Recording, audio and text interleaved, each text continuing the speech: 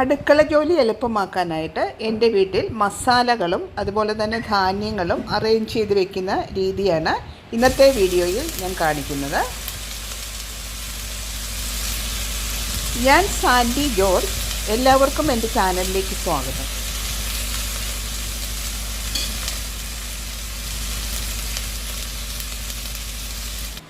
Spices organise ചെയ്യാൻ വേണ്ടി ആദ്യം ചെയ്യേണ്ടത് ഒരേപോലെയുള്ള ജാർസ് വാങ്ങുക എന്നതാണ്.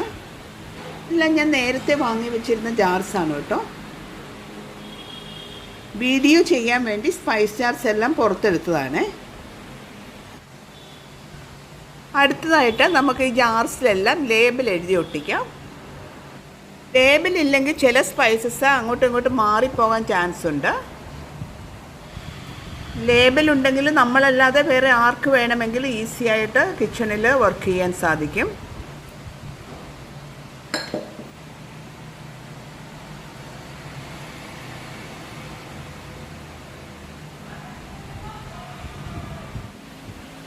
നമ്മൾ വീക്കിലി ഗ്രോസറി പർച്ചേസ് നടത്തുമ്പോൾ നമുക്ക് അന്നേരം ആവശ്യമില്ലാത്ത സാധനങ്ങളെല്ലാം ഞാനൊരു ബാസ്ക്കറ്റിലാണ് സാധാരണ സൂക്ഷിക്കുന്നത്. ഓപ്പൺ ആകാതെ ഐറ്റംസ് ആയതുകൊണ്ട് നമുക്കിങ്ങനെ പുറത്ത് തന്നെ സൂക്ഷിച്ച് വയ്ക്കാൻ പറ്റും. മസാലകളുടെയും ധാന്യങ്ങളുടെയും സ്റ്റോറേജ് ഒരേ രീതിയിലാണ് ഞാൻ ചെയ്യുന്നത്. ഇനി നമുക്ക് ജാർസിലൊക്കെ സ്പൈസസ് ഫില്ല് ചെയ്യാം. ഒരു 2 മാസത്തിൽ കൂടുതൽ ആവശ്യമുള്ള സ്പൈസസ് ഞാൻ ജാറിൽ ഇട്ട് വയ്ക്കാറില്ല. കൂടുതൽ കാലം പുറത്തിരുന്ന് കഴിഞ്ഞാൽ സ്പൈസസിൽ കീടങ്ങൾ വരാനുള്ള ചാൻസ് ഉണ്ട്.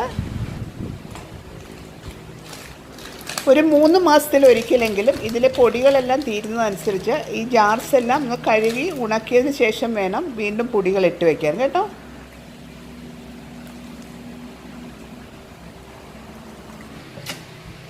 ഇനി നമ്മൾ ലേബൽ ചെയ്ത് സ്പൈസ് നിറച്ച ജാറുകളെല്ലാം കബോർഡിൽ നമുക്ക് അറേഞ്ച് ചെയ്യാം. ഈ കാണുന്നത് ചിക്കൻ മസാല, മീറ്റ് മസാല, സാമ്പാർ പൗഡറൊക്കെയാണ്. അതിൻ്റെ സ്മെല്ല് പോകുമെന്നുള്ളത് കൊണ്ട് ഞാനൊരു റബ്ബർ ബാൻഡ് ഇട്ട് കെട്ടി ജാർസിനുള്ളിലേക്ക് ഇറക്കി വെക്കുകയാണ് ചെയ്യുന്നത്.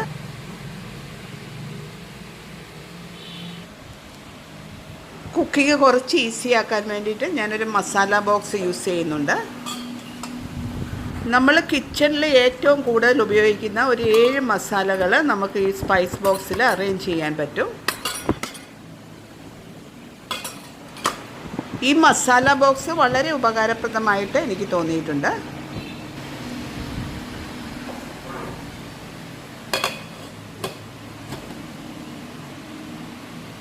നമ്മൾ റെഗുലറായിട്ട് ഉപയോഗിക്കാത്ത മസാലകൾ, ഇത് ഡ്രൈ മാംഗോ പൗഡർ, ഇത് കസൂരി മേത്തി, അതുപോലെ തന്നെ Chinese salt, dried east, chat masala,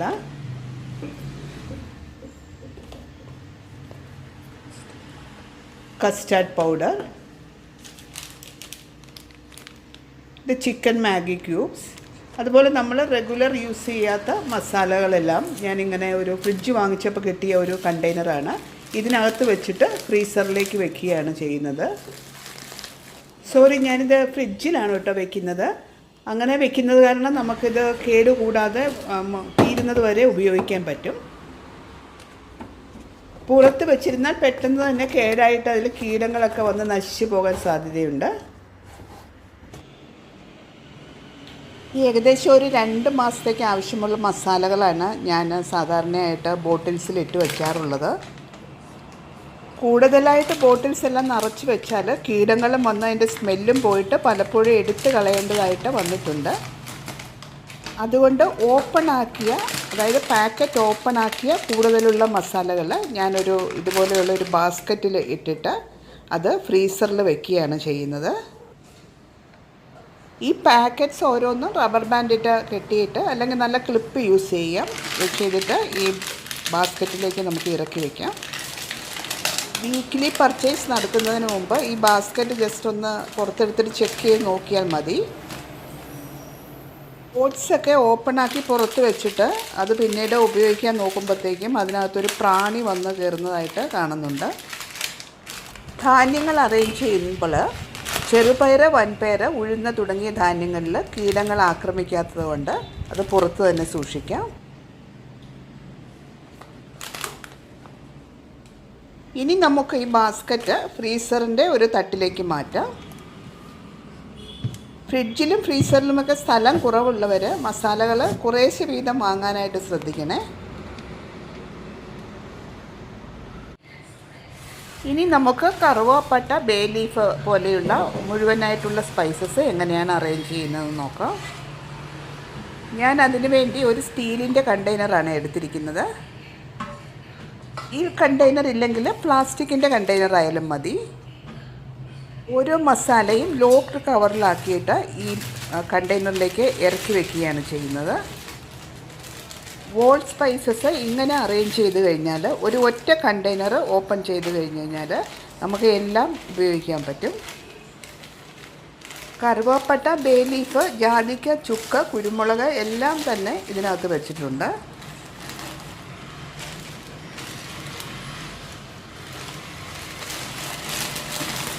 ഈ കുപ്പിയിലുള്ളത് പെരുംജീരകമാണ്.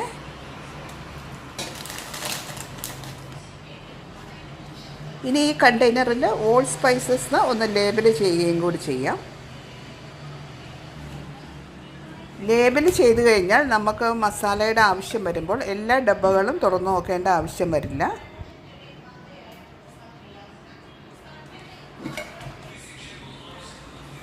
വർക്കിംഗ് ലേഡീസിന് സമയക്കുറവ് മൂലം ഈസി ആയിട്ട് മസാല സ്റ്റോർ ചെയ്ത് വെക്കുന്നതിന് വേണ്ടിയിട്ട് ആദ്യം നമുക്ക് നല്ല അടച്ചുറപ്പുള്ള, നല്ല ടൈറ്റായിട്ടിരിക്കുന്ന ഒരു കണ്ടെയ്നർ വാങ്ങാം.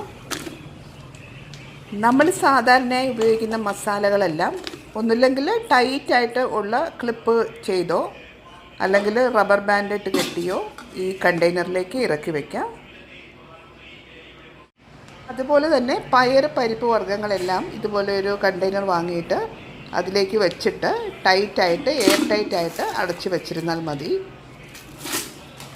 വീക്കിലി പർച്ചേസിൻ്റെ സമയത്തും ഈ ഒരു പാത്രം തുറന്നു നോക്കിക്കഴിഞ്ഞാൽ ഏതാണ് നമ്മുടെ കയ്യിൽ ഇല്ലാത്തതെന്ന് മനസ്സിലാക്കി നമുക്ക് റീസ്റ്റോക്ക് ചെയ്ത് വയ്ക്കുവാൻ സാധിക്കും.